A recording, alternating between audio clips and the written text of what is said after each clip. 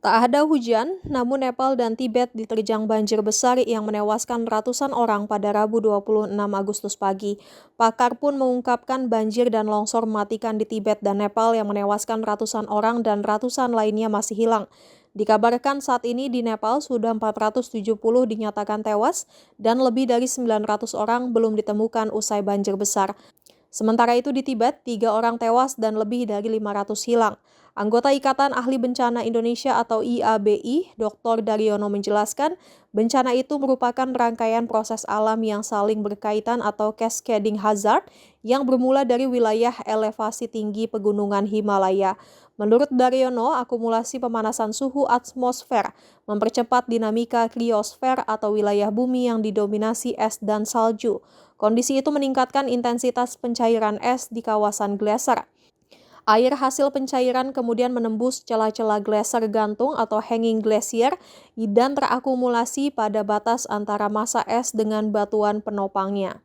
Ketidakstabilan akhirnya mencapai kondisi kritis ketika massa es dan batuan dalam volume besar mengalami keruntuhan mendadak atau glacier collapse.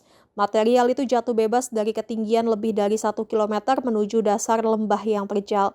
Benturan dengan kecepatan tinggi menghasilkan energi kinetik yang sangat besar. Daryono menyebut energi tumbukan itu sebanding dengan guncangan tektonik skala sedang berkekuatan sekitar 5 magnitudo. Energi itu seketika menghancurkan material es menjadi pecahan sangat halus, lumpur, dan lelehan air akibat proses gesekan dan tumbukan yang berlangsung secara mendadak. Namun, keruntuhan glaser bukanlah akhir dari rangkaian bencana. Material es dan batuan yang longsor kemudian menyumbat alur sungai utama di lembah bagian bawah. Penyumbatan itu membentuk bendungan alami atau landslide and ice dam yang menahan aliran sungai sekaligus menjebak pasokan air lelehan baru dari wilayah hulu. Dalam hitungan jam, air terakumulasi membentuk danau sementara berukuran besar di belakang timbunan debris. Volume air yang terus bertambah menghasilkan tekanan hidrostatik terhadap struktur penahan alami tersebut. Masalah muncul karena bendungan yang terbentuk dari material longsoran dan es tidak memiliki kestabilan seperti bendungan buatan.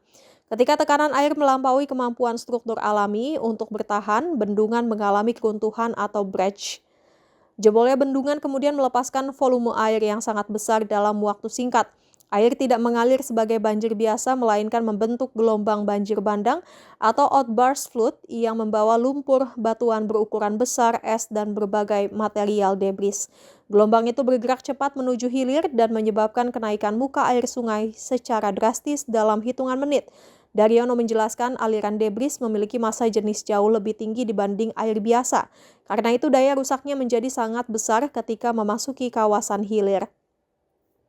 Aliran itu juga dapat merobohkan struktur bantaran sungai, menghancurkan jembatan hingga menyapu infrastruktur dan pemukiman yang berada di sepanjang jalur aliran. Persoalan semakin berat karena ada jeda waktu antara jebolnya bendungan alami dan tibanya gelombang banjir di kawasan hilir sangatlah singkat. Kondisi itu membuat masyarakat memiliki waktu yang sangat terbatas untuk melakukan evakuasi. Daryono menempatkan peristiwa Nepal sebagai gambaran bagaimana perubahan kondisi atmosfer di kawasan pegunungan dapat berujung pada bencana berantai yang dampaknya dirasakan jauh di wilayah hilir. Rangkaian itu bergerak dari pemanasan atmosfer, kemudian pencairan glaser, lalu melemahnya stabilitas glaser, runtuhnya es dan batuan, kemudian terbentuknya bendungan alami, lalu akumulasi air, dan bendungan jebol, serta banjir bandang dan aliran debris. Dengan mekanisme itu, ancaman tidak berhenti pada kawasan glaser. Energi dan material dari kawasan elevasi tinggi dapat ditransmisikan ke lembah dan pemukiman dalam waktu yang sangat singkat.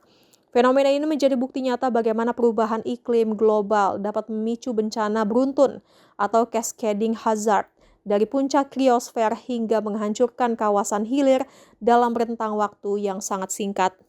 Jangan lupa subscribe ya!